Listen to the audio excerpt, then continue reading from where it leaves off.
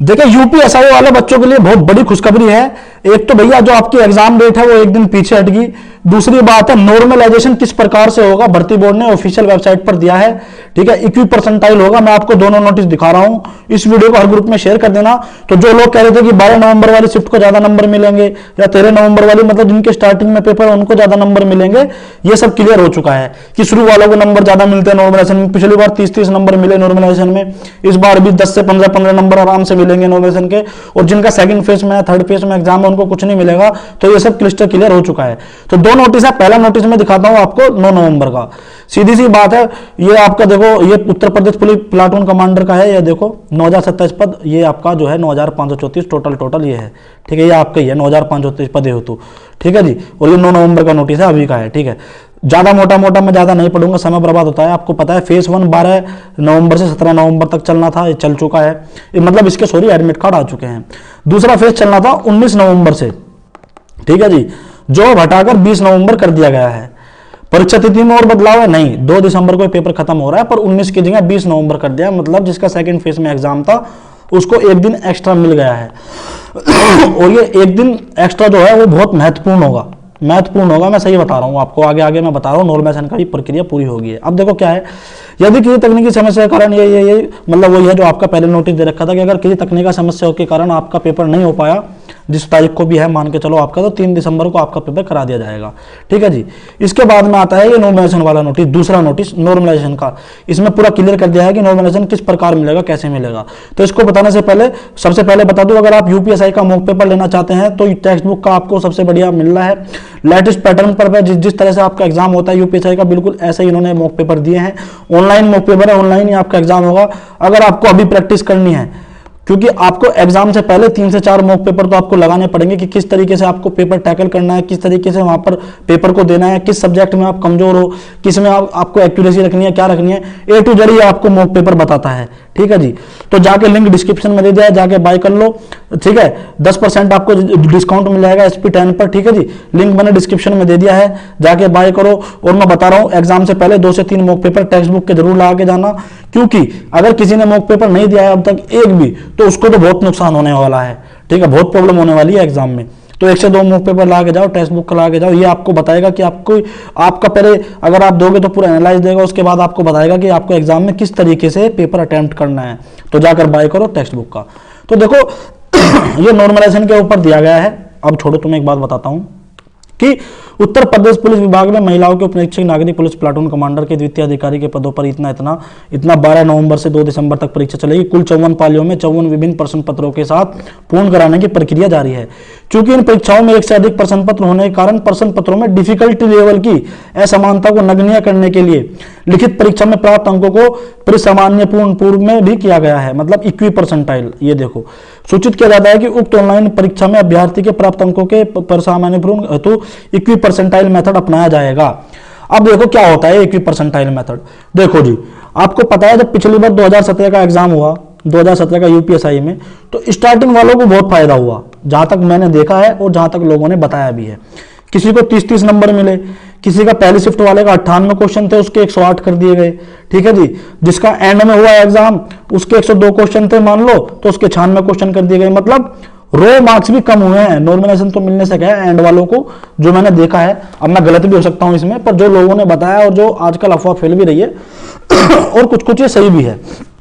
ठीक है, तो रो मार्क्स तक भी कम हुए हैं। तो अब क्या यूपीएसआई 2021 में भी ऐसा होगा? तो बिल्कुल एक तरह से इन्होंने मना कर दिया। अब देखो इसमें कैसे मिलेगा। आप अगर इसको पढ़ोगे ना यहाँ पे, तो आपको सभी प्रश्नों के जवाब मिल जाएंगे। डिफिकल्टी लेवल, अब डिफिकल्टी लेवल कैसे, देखो अब आपका पेपर डिफिकल्ट है या क्या है, ये बोर्ड कैसे डिसाइड करेगा? आप एक बात बताओ, बोर्ड को कैसे पता चलेगा कि भाई इस शिफ्ट का पेपर हार्ड है और इस शिफ्ट का पेपर आसान है? तो मान लो भाई हमारी 54 शिफ्ट हुई है, 54 शिफ्ट, ठीक है जी, 54 शिफ्ट हुई है। हमने एक बेस ले लिया कि 98 क्वेश्चन स्टार्टिंग के हमने 100 बच्चे ले लिए या 200 बच्चे ले लिए, कैसे भी ले लिए कि भाई 98 क्वेश्चन इनके बराबर होने चाहिए। मान के चलो पहली शिफ्ट वाले बच्चों के, पहली शिफ्ट वालों का आसान आ जाता है पेपर, उनके बैठ रहे हैं 102 शुरू के 100 बच्चों का एवरेज। ठीक है, एवरेज देख रहा हूं मैं, एवरेज। ठीक है जी, सेकंड फेज वालों का देखोगे तो सेकंड फेज वालों का एवरेज बैठ रहा है क्या नाम 96। ठीक है, 96 इनका एवरेज बैठ रहा है 100 बच्चों का। ठीक है जी। थर्ड फेज वालों का देख लो, थर्ड फेज वालों का बैठ रहा है भैया आपका 92 एवरेज, क्योंकि एंड में पेपर कठिन आता है और देख लेना आप, ठीक है जी। अब इन्होंने जो 98 क्वेश्चन का एवरेज सेट किया था, अब ये इनको बराबर करेंगे, मतलब कैसे कि इसमें अगर 102 है तो इनके 4 क्वेश्चन के रो मार्क्स कम कर देंगे, मतलब 4 क्वेश्चन जो थे इनके काट दिए जाएंगे, इनको 98 पर ले आएंगे, ठीक है जी। इनका 96 एवरेज है सेकंड शिफ्ट वालों का, तो भैया इनको 2+2 क्वेश्चन की बढ़ोतरी मिल जाएगी, 2 इनके जो क्वेश्चन है वे बढ़ा दिए जाएंगे। थर्ड फेज वालों का अगर 92 है तो इनके 6 क्वेश्चन का नॉर्मलाइजेशन मिल जाएगा, मतलब 6 क्वेश्चन बढ़ा दिए जाएंगे। अब ये पूरा एक्यूरेट तो नहीं है कि 6 ही बढ़ाए जाएंगे, 4 बढ़ाए जाएंगे कितना वो बेस लेंगे, पर मैं कि आपको आइडिया दे रहा हूं इस प्रकार से नॉर्मलाइजेशन होगा, ठीक है जी। तो फिर बता रहा हूं मैं कि आपका जो है हार्ड लेवल जो है पेपर का, ये डिसाइड करेगा कि किसको कितना नॉर्मलाइजेशन मिल रहा है। ये जरूरी नहीं है कि 12 की जो शिफ्ट है उसको ही नॉर्मलाइजेशन मिलेगा। अब ऐसा भी, क्योंकि पिछली बार जो नॉर्मलाइजेशन मिला है सबसे ज्यादा, पिछली बार बच्चों को इतना पैटर्न नहीं पता था कि एग्जाम का पैटर्न क्या होगा। इस बार जो 12 तारीख को, जो 12 नवंबर को जो आपका एग्जाम होने वाला है, इसमें बैठने वाले बच्चों को तकरीबन सबको पता है कि पेपर का लेवल क्या आएगा, ठीक है। तो पेपर लेवल कैसे आएगा, पेपर में अटेम्प्ट कैसे करने हैं, पेपर किस तरीके से आएगा, कितने क्वेश्चन मूल विधि के आएंगे, कितने संविधान के आएंगे, टोटल 12 तारीख वालों को पता है। तो इस बार अच्छा खासा, अगर 12 नवंबर का पेपर आसान आ जाता है तो स्वाभाविक सी बात है इनको नॉर्मलाइजेशन ना के बराबर मिलेगा, और शायद इनके नॉर्मलाइजेशन ना के बराबर मिलेगा और शायद इनके नंबर भी कट जाएं। अब वही बात करें हम थर्ड फेज वालों की, स्वाभाविक सी बात है, आपने देखा भी होगा, पता नहीं इन्होंने एक लेवल पर सेट किया, पर मैं आपको एक बता रहा हूं कि रेयर से रेयर केस कि आपका थर्ड फेज तक आते आते पेपर हो गया आपका हार्ड, ठीक है। तो घबराने वाली कोई बात नहीं है, आपको उतना ही मार्क्स का नॉर्मलाइजेशन मिल जाएगा, जैसे मैंने आपको ऊपर बताया है एक तरह से आइडिया लेके कि जैसे 98 इन्होंने बेस बता दिया, तो भैया 102 में से इसको कम कर दिया जाएगा, इसके हैं तो इसके बढ़ा दिया जाएंगे, इसके 92 में है तो इसके 6 कर दिए जाएंगे, समझ रहे हो। तो इस बार ऐसा कोई कंपल्सन नहीं है।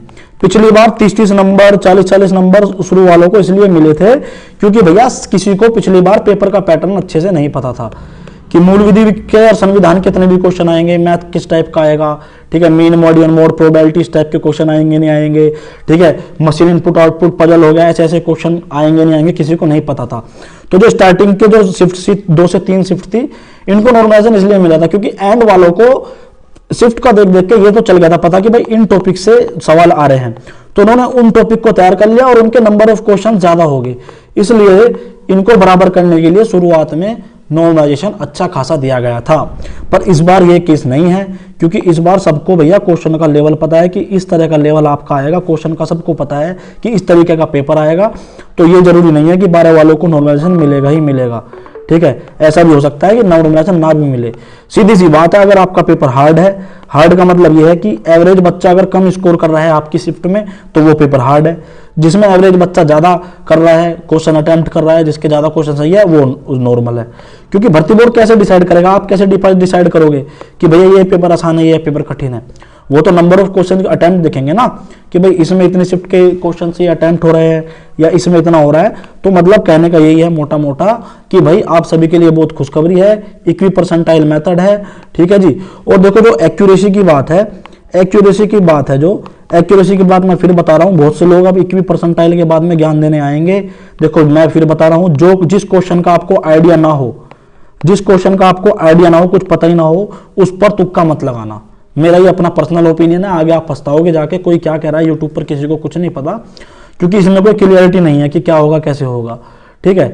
और ऐसा भी देखा गया है, तो एक्यूरेसी मैटर करती है मेरे हिसाब से। तो अगर मैं अपने पर्सनल ओपिनियन दूं तो भैया जिसका तुम्हें आइडिया भी ना हो क्वेश्चन का, उस पर तुक्का मत लगाना, ठीक है जी। नंबर ऑफ क्वेश्चंस सब अटेम्प्ट मत करना, जिसका तुम्हें पता है या जिस पे आप 50-50 हो तो भैया उस पर ही आप रिस्क लेना। आगे आपकी मर्जी है, अगर आप अटेम्प्ट करना चाहते हैं सभी के सभी और कल आपको कुछ नुकसान होता है उससे, तो कम से कम ये तो होगा कि कम से कम मैंने ऐसा नहीं कहा था। अब लोग क्या कह रहे हैं क्या नहीं कह रहे हैं मुझे उससे कोई मतलब है नहीं, ठीक है जी। तो इन द एंड वीडियो को शेयर कर देना सभी ग्रुप में, ये चीज देखने के लिए कि नॉर्मल से कैसे मिल रहा है, चैनल सब्सक्राइब कर देना, ठीक है जी। धन्यवाद, जय हिंद, जय भारत।